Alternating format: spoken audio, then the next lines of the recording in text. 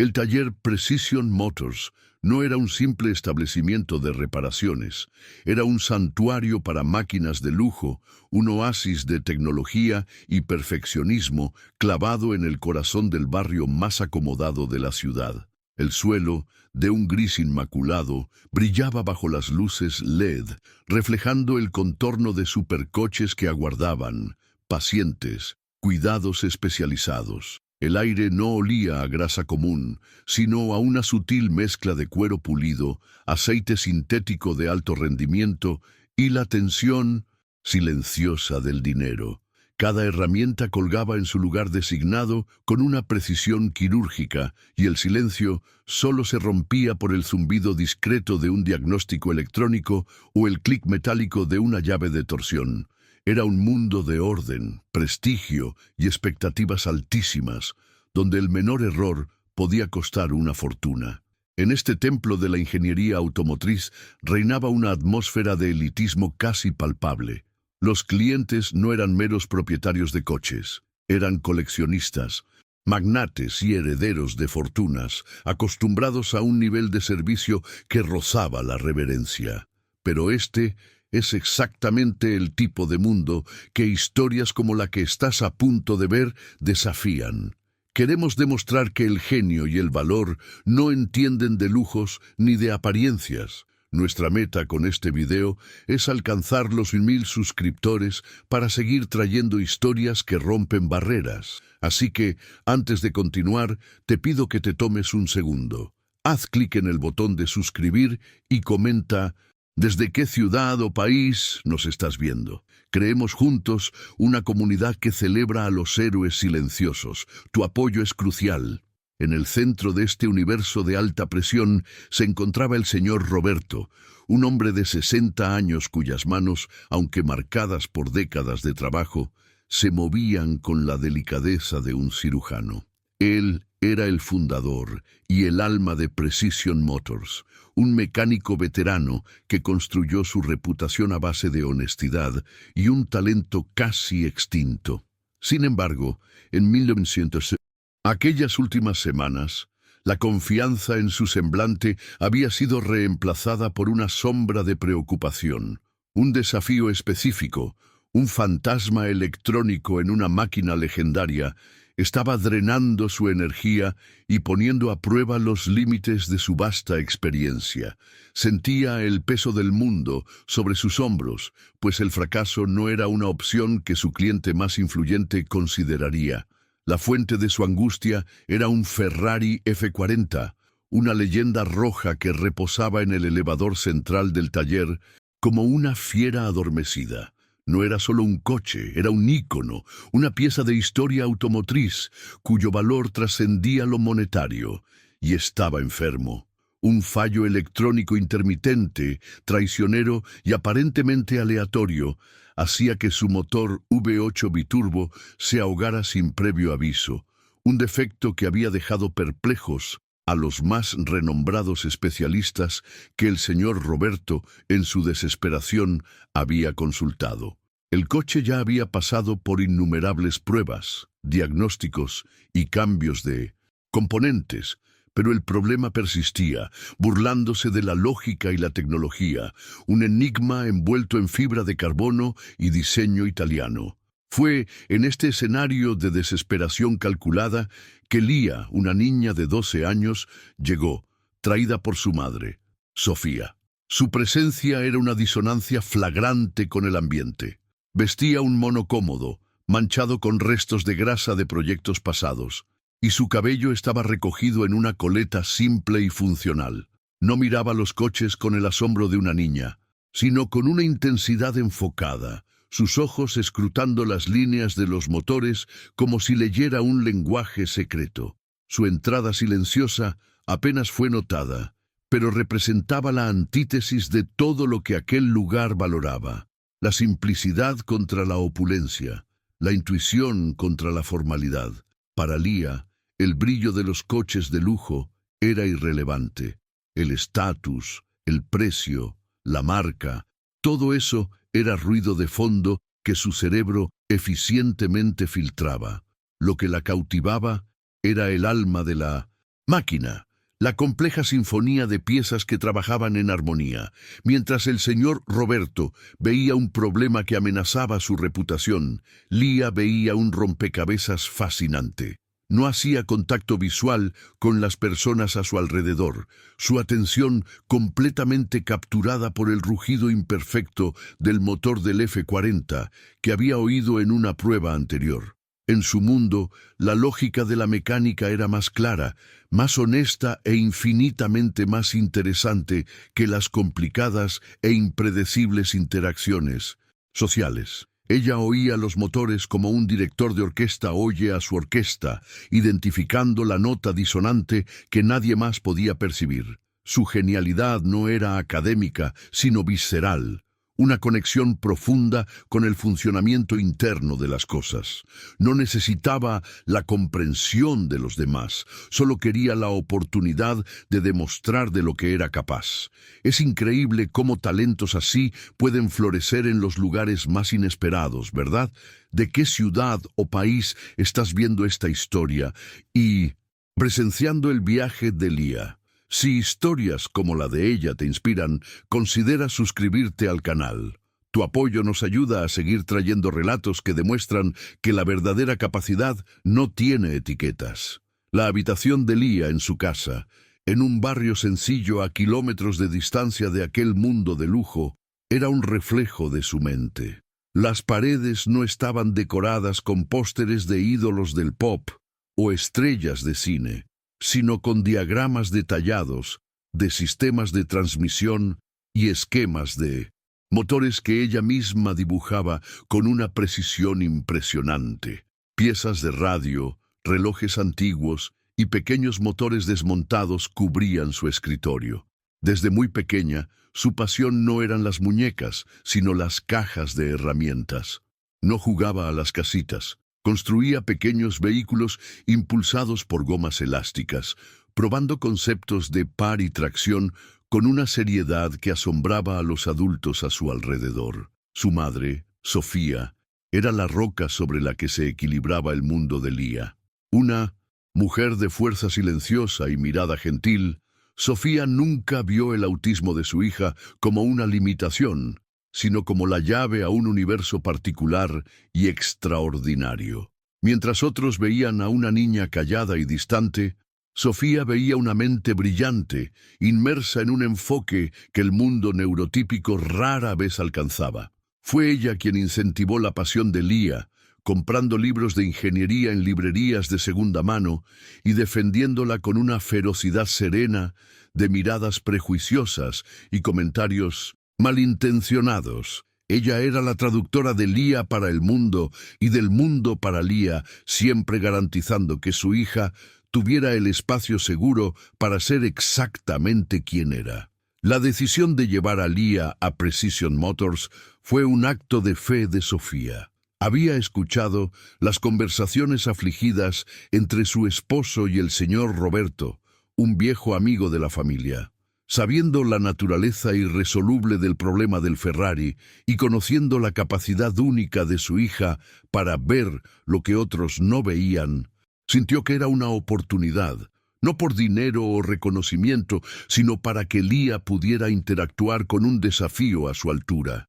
Era una apuesta audaz, que colocaba la vulnerabilidad de su hija en un ambiente potencialmente hostil, pero su confianza en el don de Lía era más grande que cualquier miedo. El señor Roberto, sin embargo, estaba visiblemente dubitativo. Conocía a Lía desde pequeña y ya había presenciado su talento con pequeñas reparaciones, cosas que él consideraba pasatiempos ingeniosos. Pero un Ferrari F40 de un millonario era otra realidad.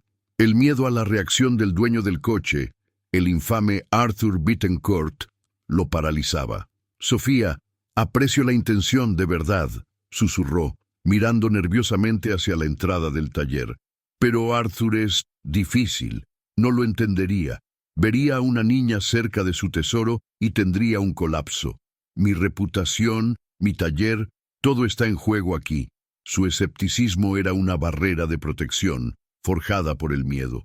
Mientras los Adultos conversaban en tonos preocupados. Lía ya estaba en su propio universo. Circulaba el Ferrari a una distancia respetuosa, su mirada recorriendo cada rendija, cada entrada de aire, cada línea del chasis. No necesitaba tocar para entender. Su mente ya estaba procesando información, construyendo un modelo tridimensional del sistema eléctrico del coche, ejecutando simulaciones, descartando hipótesis. La ansiedad del señor Roberto y la esperanza de su madre eran solo un zumbido lejano. Para ella, solo existía la máquina y el misterio contenido en ella, un desafío que reclamaba su atención con una fuerza magnética, prometiendo la satisfacción única que solo la resolución de un problema complejo podría ofrecerle. La tensión en el taller aumentó súbitamente con el sonido de unos neumáticos chirriando suavemente sobre el asfalto pulido del estacionamiento. Un sedán alemán, negro y reluciente, se detuvo frente a la gran puerta de cristal. El señor Roberto palideció, ajustándose instintivamente su bata. «Es él», murmuró, la voz casi inaudible. La puerta del coche se abrió y la imponente figura de Arthur Bittencourt emergió, su traje caro contrastando con el ambiente funcional del taller. Su rostro cargaba una expresión de impaciencia y arrogancia, la de un hombre que no estaba acostumbrado a esperar ni a oír la palabra no. El aire se volvió más denso, cargado de una electricidad que nada tenía que ver con el fallo del Ferrari. El escenario estaba montado. A un lado, la máquina averiada, un símbolo de poder y perfección ahora defectuoso. En el centro, el mecánico experimentado, rehén del miedo y de la reputación. A su lado, una madre cuya fe inquebrantable era su única arma. Y, circulando el objeto de toda esta tensión, una niña autista, ajena al drama humano a punto de estallar. Ella era la variable inesperada en una ecuación de ego, dinero y tecnología. El conflicto inminente no sería solo sobre arreglar un coche, sino sobre la colisión de dos mundos, el de la arrogancia que juzga por la apariencia y el del genio que reside en el silencio. Arthur Bittencourt atravesó el suelo del taller con la autoridad de un conquistador inspeccionando un territorio recién adquirido. Su mirada afilada, acostumbrada a evaluar balances financieros y a identificar debilidades en negociaciones, barrió el ambiente con impaciencia. Ignoró a los mecánicos que se encogieron sutilmente a su paso y fijó los ojos en su Ferrari F40. Una arruga de descontento se formó en su frente al ver la máquina aún inerte. Era un recordatorio de su impotencia, una afrenta a su creencia de que todo en el mundo podía ser comprado, arreglado o reemplazado bajo su mando. Su frustración era una nube de tormenta buscando un lugar donde descargar, y su mirada comenzó a buscar un culpable. Fue entonces cuando su enfoque se desvió de la silueta roja del coche a la pequeña figura a su lado. Vio a Lía, y su expresión pasó de la impaciencia a la más pura incredulidad, que rápidamente se agrió en un desdén cortante. ¿Quién era esa niña, con su ropa sencilla y su aire ausente, parada tan cerca de su obra maestra automotriz? La visión era tan incongruente, tan ofensiva a su sentido del orden y la exclusividad, que por un momento pensó que se trataba de una broma de mal gusto. Para él, la presencia de Lía allí no era solo inadecuada, era una contaminación, una mancha de mediocridad en su mundo de perfección fabricada. Marchó directamente hacia el señor Roberto, su voz baja y gélida, cortando el tenso silencio del taller. «Roberto, quiero una explicación. Ahora, ¿qué está haciendo esta niñita cerca de mi coche?», exigió, sin siquiera lanzar una mirada en dirección a Lía, tratándola como un objeto fuera de lugar. La pregunta no era una petición de información, sino una acusación. Señaló sutilmente con la barbilla, el gesto cargado de desprecio. «Te pago una fortuna por la excelencia, no para que conviertas tu taller en una guardería. Sácala de aquí inmediatamente.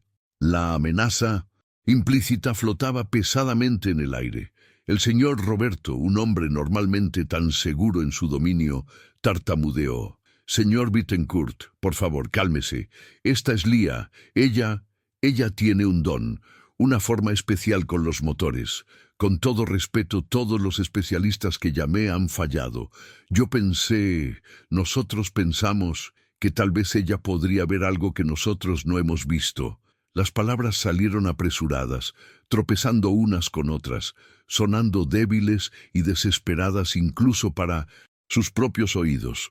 Intentaba defender el honor de Lía y su propia decisión, pero frente a la muralla de arrogancia de Arthur, sus argumentos se deshacían en polvo antes incluso de ser concluidos.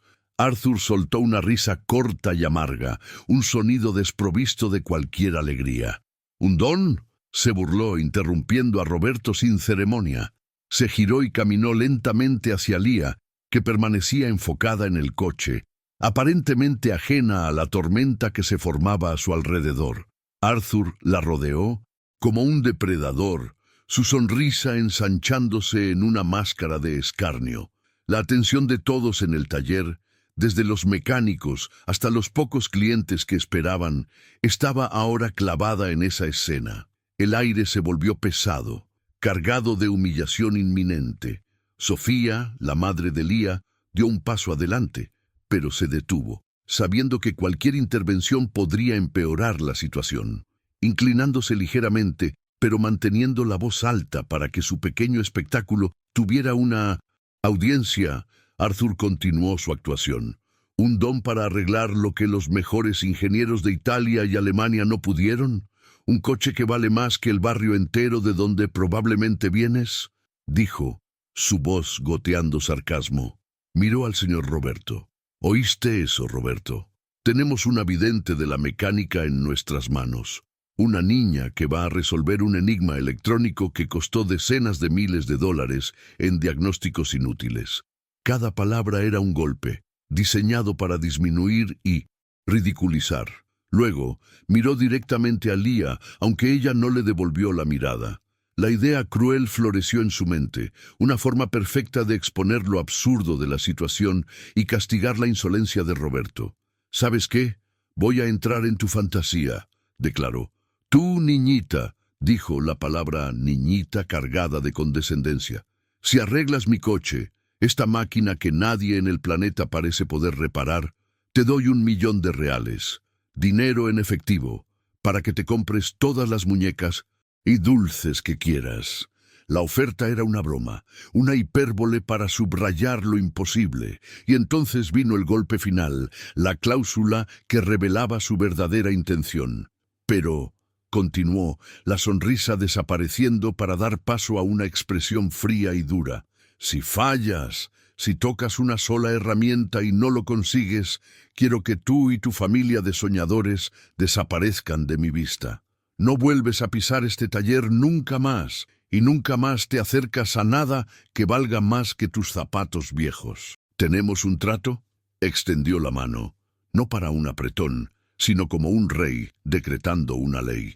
Para sorpresa de todos, especialmente de Arthur, Lía no se encogió, no lloró ni mostró miedo. Tras un momento de silencio, donde parecía estar procesando los datos de la oferta, levantó la mirada por una fracción de segundo, no a su rostro, sino al emblema del caballo rampante en la parte delantera del Ferrari. Luego asintió una única y concisa vez. Su aceptación no fue motivada por la promesa del dinero o el miedo a la amenaza.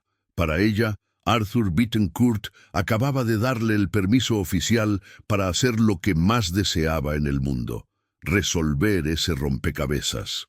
La calma de Lía desequilibró a Arthur por un instante.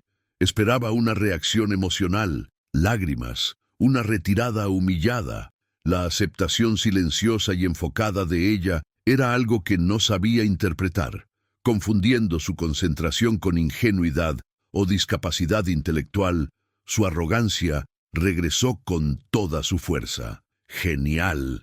El circo está montado», anunció al taller. Cogió un caro taburete de metal, lo giró con un ruido y se sentó, cruzando los brazos. Estoy esperando. Arregla mi coche, pequeña genio. El mundo está mirando. Estaba convencido de que su humillación sería rápida y espectacular. La noticia del absurdo desafío se extendió por el taller como una corriente eléctrica.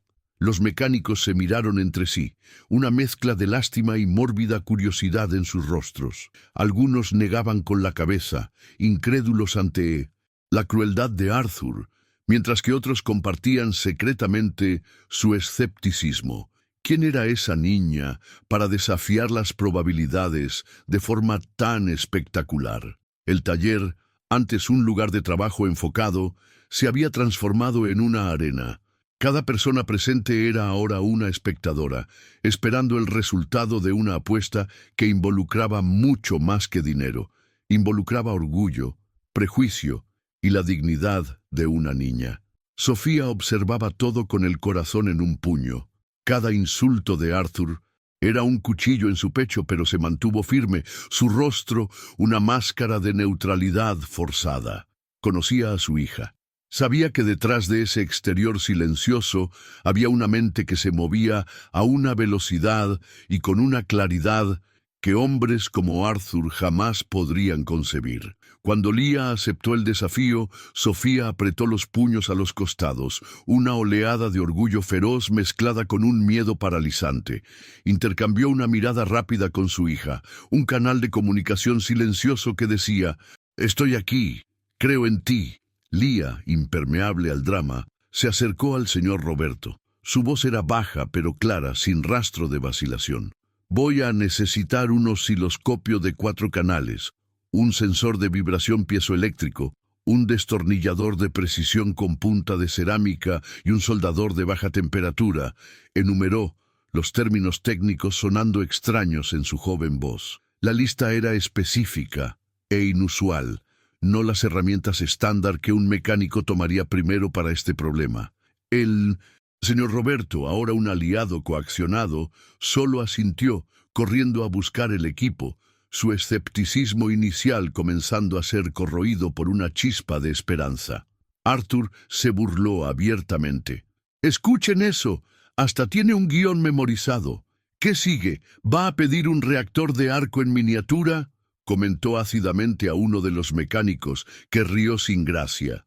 Se reclinó en su asiento improvisado, cogiendo el móvil, pero sus ojos no se apartaban de Leah, esperando la primera señal de fracaso.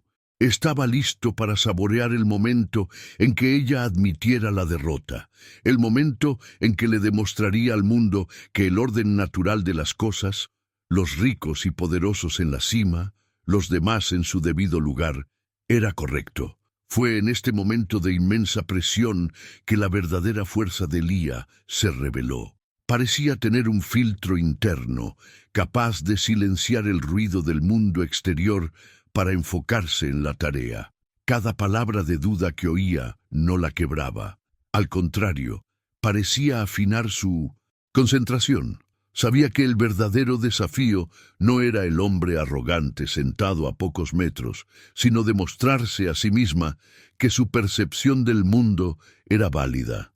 Historias de superación como la de ella nos recuerdan la resiliencia del espíritu humano.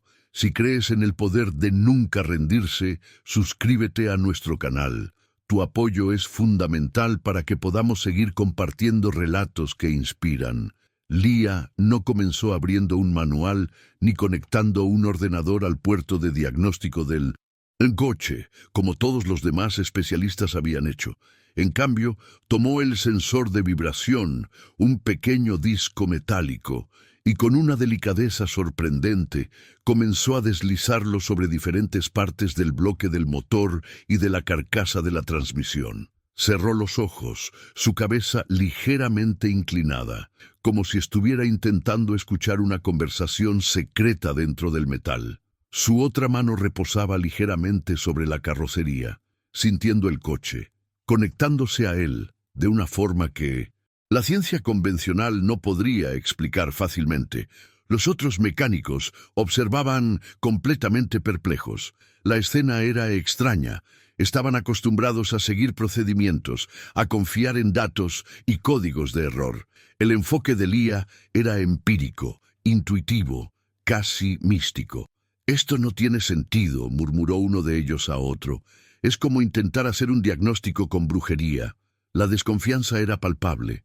No eran hombres malos, pero eran prisioneros de sus propios métodos, incapaces de concebir que pudiera haber un camino diferente hacia la verdad, uno que no estuviera impreso en un manual de servicio oficial de Ferrari. Las horas comenzaron a alargarse. El sol de la tarde descendía, proyectando largas sombras por el taller. Lia trabajaba en un estado de flujo, un trance de concentración absoluta que hacía que el resto del mundo fuera irrelevante. Se movía con una gracia y eficiencia notables, sus gestos precisos y económicos. Guiada por su investigación táctil, comenzó a desmontar cuidadosamente una sección del arnés eléctrico principal, un haz de cables grueso y complejo que corría cerca del soporte del motor, un área que todos los otros especialistas habían ignorado por considerarla estructuralmente sana y eléctricamente aislada. La arrogancia de Arthur Bittencourt comenzó a disolverse, siendo reemplazada por una capa de aburrimiento y luego por una irritación creciente. Había venido para una ejecución rápida, un espectáculo de humillación que reafirmaría su poder. En cambio, estaba atrapado en un silencio prolongado, forzado a observar a una niña trabajando con una seriedad que lo desarmaba. Su fracaso no estaba siendo inmediato y obvio, como él había previsto. Aquella calma y método prolongados comenzaron a corroer su certeza, plantando la primera y minúscula semilla de la duda en su mente. Lia conectó las puntas de prueba del osciloscopio a los cables que había expuesto. Pero no estaba simplemente buscando un fallo constante. Sincronizó la lectura del osciloscopio con los datos del sensor de vibración que había colocado en un punto muy específico del bloque del motor. Le pidió al señor Roberto que arrancara el coche y lo acelerara en una secuencia precisa, simulando las condiciones de carretera que, según el relato de Arthur, más frecuentemente desencadenaban el fallo. El motor rugió, llenando el taller con su sonido poderoso, pero aún imperfecto. Y entonces lo vio. En la pantalla verde del osciloscopio, en medio de líneas de datos aparentemente normales, un pico minúsculo, casi invisible, apareció por un nanosegundo. Era un fantasma, una anomalía eléctrica que duraba menos que un parpadeo, pero no era aleatorio. Lia observó que el pico ocurría precisamente en el momento en que la vibración del motor alcanzaba una frecuencia de resonancia específica, un armónico que solo se manifestaba bajo una carga de par muy particular. Había encontrado la huella digital del problema, la condición exacta que lo invocaba. Sus ojos, generalmente tan tranquilos y distantes, brillaron con la luz del descubrimiento. Fue la única señal externa de su triunfo. No sonrió ni exclamó, solo señaló la pantalla. «Aquí», le dijo simplemente al señor Roberto, que se inclinó para ver. Había hecho lo imposible, había aislado un evento transitorio que era, a todos los efectos, invisible bajo cualquier procedimiento de diagnóstico estándar. No era una pieza rota, era un fallo fundamental en la interacción entre la física y la electrónica del ATE. Y Goche, con una lupa de relojero en mano, guió la mirada del señor Roberto hacia el punto exacto en el arnés eléctrico. «Mira», le instruyó. Y allí, bajo la ampliación, la verdad se reveló. 2 cables, revestidos por una capa de aislamiento que parecía perfectamente adecuada, estaban posicionados tan cerca uno del otro que la vibración específica del motor, en esa frecuencia de resonancia única, era suficiente para crear un arco voltaico momentáneo entre ellos. Era un fallo de diseño microscópico, Un error de cálculo de ingeniería que había pasado desapercibido para todos. La mandíbula del señor Roberto cayó. 40 años de experiencia, decenas de miles de horas con las manos en motores, y nunca había visto nada parecido. Era un diagnóstico de una elegancia y precisión impresionantes. En ese instante, todo su escepticismo, todo su miedo, se transformó en una admiración abrumadora. Ya no estaba mirando a una niña talentosa, estaba mirando a un genio, una mente que operaba en un plano completamente diferente. Finalmente comprendió la fe inquebrantable que Sofía tenía en su hija. Lía explicó su descubrimiento con la misma claridad directa que usaba para todo. La vibración resonante hace que los electrones salten. El aislamiento es bueno, pero no para esta frecuencia. Crea un cortocircuito momentáneo en el bus de datos. La unidad de control del motor piensa que hay un fallo catastrófico y se reinicia. Por eso el problema es intermitente y no deja código de error. La explicación era tan simple y al mismo tiempo tan profundamente compleja que dejó a todos los técnicos presentes en un silencio atónito. Pero no se detuvo en la identificación del problema. Un verdadero ingeniero resuelve. No podemos reemplazar el arnés. El defecto está en el diseño, afirmó. Necesitamos crear un aislante personalizado, algo que pueda absorber esa frecuencia vibratoria específica sin degradarse. Cogió un pequeño bloc de notas y con trazos rápidos y precisos esbozó el diseño de una pequeña pieza, una abrazadera aislante con una geometría interna diseñada para amortiguar la vibración exacta que había identificado. Luego, se dirigió al banco de trabajo, un santuario de herramientas y pequeñas piezas. Con el permiso del señor Roberto, seleccionó un pequeño bloque de goma de alta densidad y una tira de polímero utilizada en aplicaciones aeroespaciales. Con la calma de un joyero puliendo una piedra preciosa, comenzó a moldear la pieza que había diseñado, usando una pequeña lima de precisión y una pistola de aire caliente para darle la forma exacta de su dibujo. Estaba, en efecto, fabricando una pieza de Ferrari que la propia Ferrari no sabía que necesitaba. Arthur observaba todo esto en un silencio sepulcral. La visión de esa niña, a la que había humillado públicamente, ahora fabricando una pieza de ingeniería de precisión para su coche de millones de dólares, era una ruptura completa de su realidad, su arrogancia, su certeza, su mundo ordenado donde el valor se medía en dinero y estatus. Todo eso se había hecho añicos. Ya no estaba irritado ni aburrido, estaba completamente perplejo, su mente luchando por procesar la escena surrealista que se desarrollaba frente a él. La atmósfera en el taller se había transformado irrevocablemente. El aire ya no estaba cargado de escepticismo, sino de un respeto reverente. Los murmullos habían cesado, reemplazados por un silencio atento. Los mecánicos, el señor Roberto, Sofía e incluso los otros clientes, todos observaban a Lía ya no como una curiosidad, sino como testigos de algo extraordinario. Ya no estaban viendo un desafío, estaban presenciando la manifestación de un talento puro e innegable, y la tensión ahora era de pura anticipación por el momento final de la verdad. Con la minúscula pieza personalizada sujeta en la punta de una pinza de precisión, Lía se inclinó sobre el corazón expuesto del Ferrari.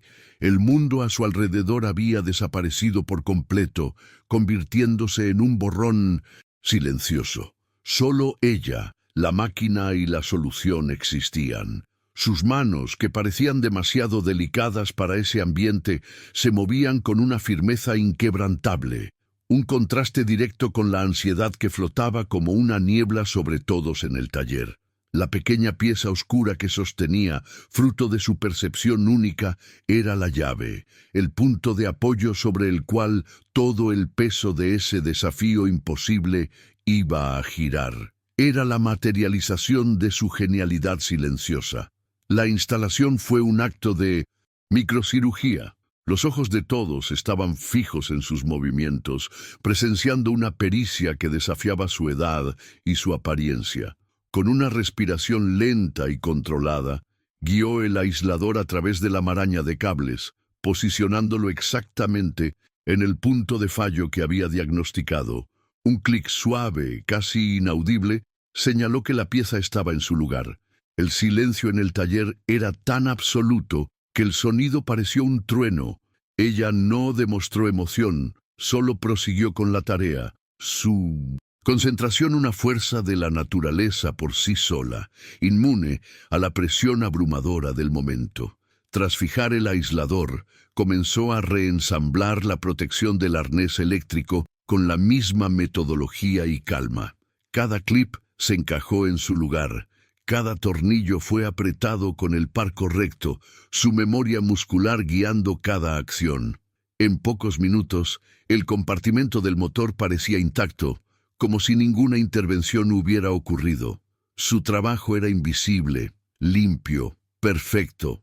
La única evidencia de su paso era la solución a un problema que había derrotado a los mejores.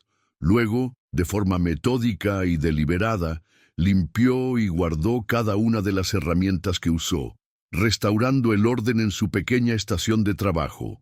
Leah se enderezó, alejándose lentamente del coche. No miró a Arthur ni a la audiencia. Su trabajo allí estaba terminado. Simplemente se limpió las manos en un paño limpio que el señor Roberto le ofreció, el acto mundano cargado de una finalidad dramática. El silencio que siguió fue el más pesado de todos. Era un vacío esperando ser llenado por la verdad, por el éxito o por el fracaso. La tensión había alcanzado su punto álgido, convirtiéndose en una entidad física que presionaba el pecho de cada persona presente, estirando los nervios al límite de la ruptura. El tiempo parecía haberse congelado. Los ojos de todos se movieron de Leah a Arthur, que continuaba sentado, paralizado en su taburete. Él era la pieza final del rompecabezas, el catalizador que revelaría el resultado. Su rostro, antes una máscara de arrogancia, era ahora un lienzo en blanco donde se podía leer miedo, una chispa de esperanza y una profunda confusión. Aquel hombre, acostumbrado a dictar el ritmo de todos los eventos en su vida, se encontraba impotente, su destino en manos de una niña a la que había humillado. Su realidad entera estaba al borde de un colapso o de una validación dolorosa.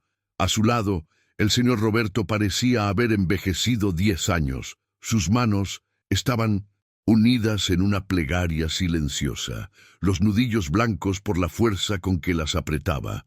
Su taller, el trabajo de su vida, el respeto que tanto luchó por construir, todo se resumía a este instante. Miraba a Leah ya no con duda, sino con una reverencia que nunca había sentido por ningún otro mecánico. Estaba presenciando algo que contaría a sus nietos, la historia de cómo una niña silenciosa se enfrentó a un gigante e intentó lo imposible con nada más que su mente brillante. Fue entonces cuando Leah dio el paso final. Un único paso hacia atrás, distanciándose del coche. No fue una retirada, sino una declaración. No dio ese paso para complacer a la multitud ni para intimidar al millonario, sino para demostrarse a sí misma que la lucha no había sido en vano. Este gesto, esta valentía silenciosa, es lo que transforma a una persona común en un héroe. Su viaje nos enseña que la fuerza más poderosa viene de dentro. Si te inspiran actos de valentía como este, apoya nuestro trabajo y suscríbete al canal. Juntos podemos seguir difundiendo historias que prueban que el valor de una persona no puede ser medido por prejuicios. Tras aquel paso, Leah giró la cabeza en dirección a Arthur. Por primera vez desde que se lanzó el desafío, lo encaró, no con desafío, sino con una calma absoluta.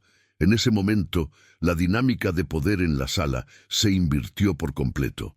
La niña callada y subestimada ahora ostentaba toda la autoridad. El millonario arrogante y poderoso era ahora el dependiente, el suplicante silencioso. No necesitó levantar la voz. Su presencia, su serenidad tras la batalla intelectual era más poderosa que cualquier grito.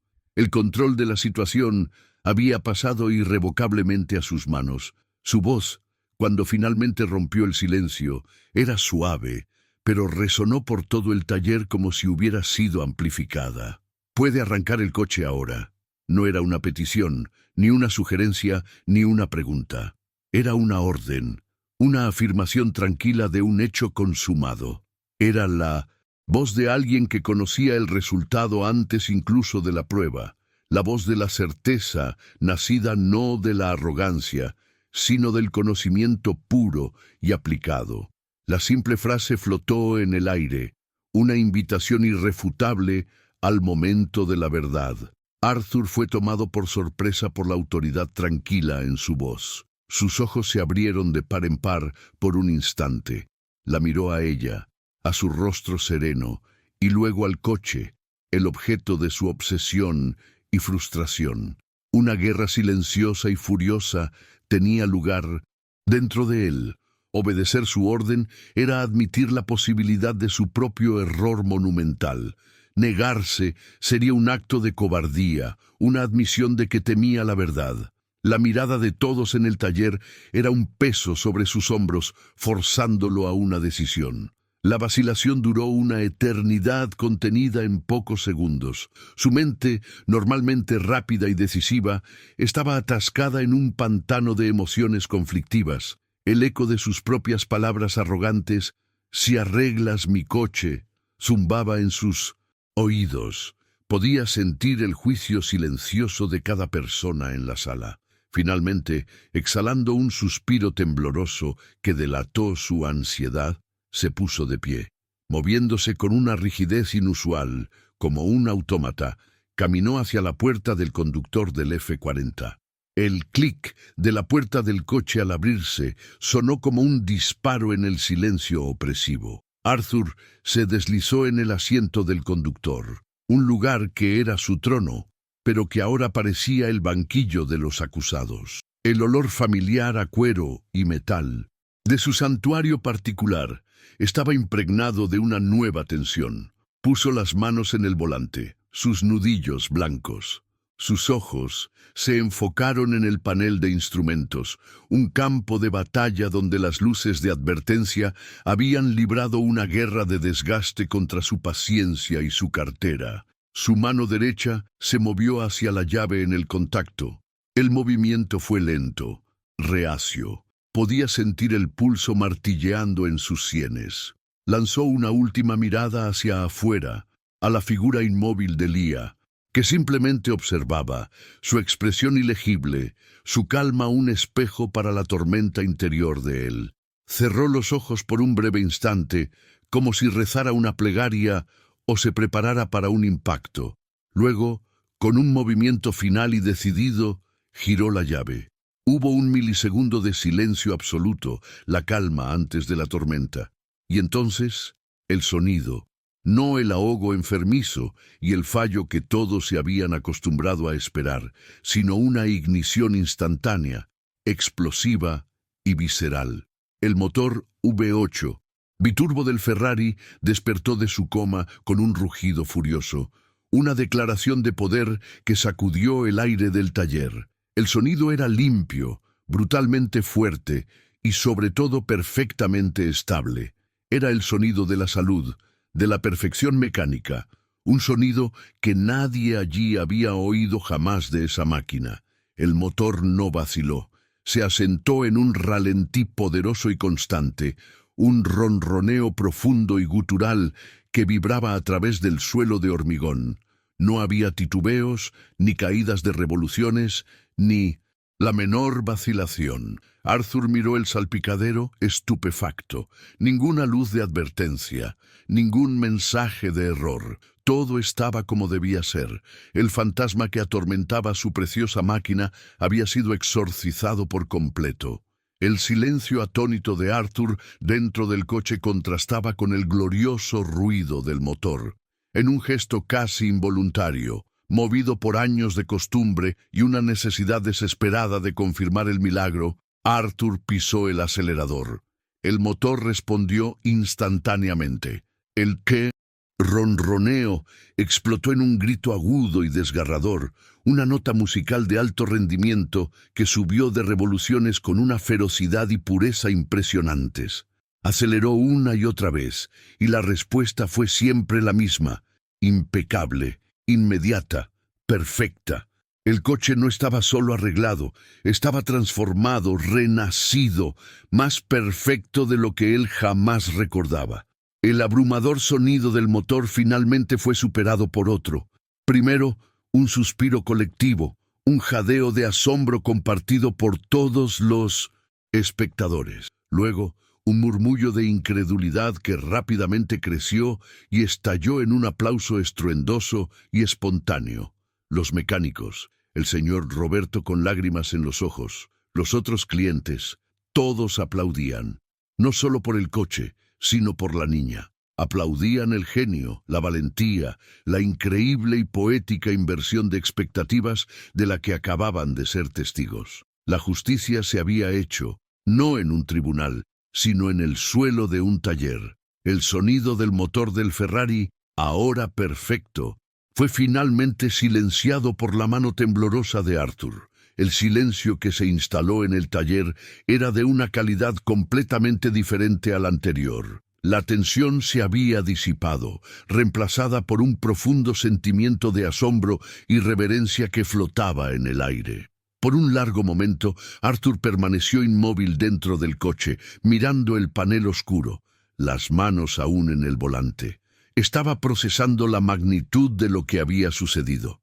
No solo la reparación de su coche, sino la demolición completa de su sistema de creencias, la humillación de su ego y la revelación de su propia y vergonzosa ignorancia. Finalmente, la puerta del coche se abrió y él salió. No era el mismo hombre que había llegado horas antes. La postura arrogante había desaparecido.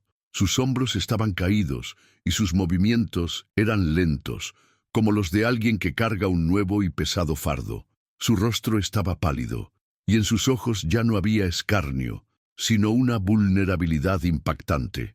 Miró el Ferrari, ahora un monumento a su estupidez, y luego a Lía, la pequeña arquitecta de su transformación. Por primera vez, la vio de verdad, no como una niña extraña, sino como una fuerza extraordinaria.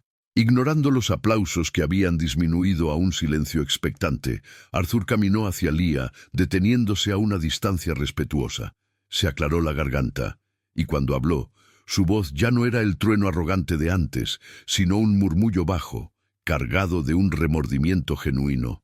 «Yo», comenzó, la voz fallando, «pido disculpas. Lo que dije, la forma en que actué, fue imperdonable. Estaba equivocado. Profundamente equivocado. Eres brillante, y yo fui demasiado ciego para verlo». La disculpa fue dicha directamente a ella, frente a todos los que presenciaron su crueldad. Luego se giró hacia el señor Roberto, cuya expresión era una mezcla de alivio y orgullo. «Y a ti, Roberto, también te pido perdón. Dudé de tu juicio y te humillé en tu propio establecimiento. Hoy aprendí una lección que ningún dinero podría comprar, que el verdadero valor de una persona no está en su cuenta bancaria, en su ropa o en cómo se ve. El verdadero valor está aquí», dijo, señalando su propia cabeza y luego su corazón. «Y yo fui el mayor tonto de esta sala por no entenderlo». Lía, el centro de toda esta conmoción, permaneció en su calma característica. Escuchó las disculpas, los elogios, pero su atención pronto volvió al Ferrari, observando el motor enfriarse, oyendo los sutiles chasquidos del metal. Para ella, la victoria no era la disculpa de Arthur o la admiración de la multitud. La victoria era el silencio del motor, la ausencia del fallo, la solución elegante a un problema complejo. Asintió levemente a Arthur, un simple reconocimiento de que la transacción social estaba completa. Su recompensa era la satisfacción interna de un trabajo bien hecho. Fiel a su palabra, Arthur sacó su smartphone. Sin dudarlo, con movimientos rápidos y decisivos, accedió a su aplicación bancaria. La multitud observó en silencio mientras sus pulgares se movían por la pantalla. Tras unos instantes, se giró hacia Sofía, que ahora estaba junto a Lía, y le mostró la pantalla del móvil. La promesa fue de $1.000.000, dijo, su voz firme. Su genio vale infinitamente más, pero una promesa debe cumplirse. En la pantalla, la confirmación de la transferencia brillaba, un testamento digital de su cambio. Pero la transformación de Arthur iba más allá del dinero. Miró a Sofía y luego a Invinci. Lía, esto no es suficiente, afirmó. Un talento como el de ella no puede ser solo recompensado. Necesita ser nutrido. Me gustaría financiar una beca de estudios completa y vitalicia para Lía, la mejor escuela de ingeniería, el mejor instituto de tecnología, en cualquier lugar del mundo que ella elija, todos los costos cubiertos para siempre, para que pueda seguir haciendo lo que nació para hacer. Y fue aún más lejos, su mente, antes usada para acumular riqueza, ahora trabajando para crear un legado. De hecho, quiero proponer algo más grande.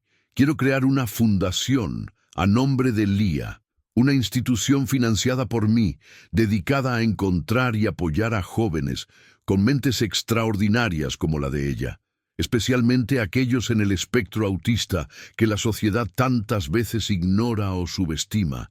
Mi prejuicio casi nos priva de presenciar su don. Nunca más quiero que eso suceda por mi culpa. Su derrota personal se había convertido en una misión para la victoria de otros. El taller, antes un escenario de tensión y humillación, ahora era un lugar de esperanza y redención. El señor Roberto, con lágrimas de orgullo corriendo por su rostro, puso la mano en el hombro de Lía. Los otros mecánicos la miraban con una admiración que rozaba la veneración. Sofía abrazó a su hija, un abrazo que contenía un universo de amor, alivio y orgullo. Arthur Bittencourt, el antagonista, no había sido simplemente derrotado, había sido reconstruido, transformado por la genialidad silenciosa de una niña a la que había sido incapaz de ver. Al final, la historia de Lía nos deja con una reflexión profunda. Enfrentó la arrogancia y el prejuicio, no con ira, sino con la calma e inquebrantable fuerza de su competencia. Lo que realmente conquistó no fue el $1.000.000 ni la aceptación de los demás, sino la prueba silenciosa para sí misma de que su forma única de ver el mundo era su mayor fortaleza. Historias como la de ella merecen ser contadas, pues nos recuerdan que los héroes vienen en todas las formas. Si el viaje de Lía te ha conmovido, suscríbete y apoya el canal. Así nos ayudas a encontrar y compartir más relatos que celebran lo extraordinario en lo inesperado.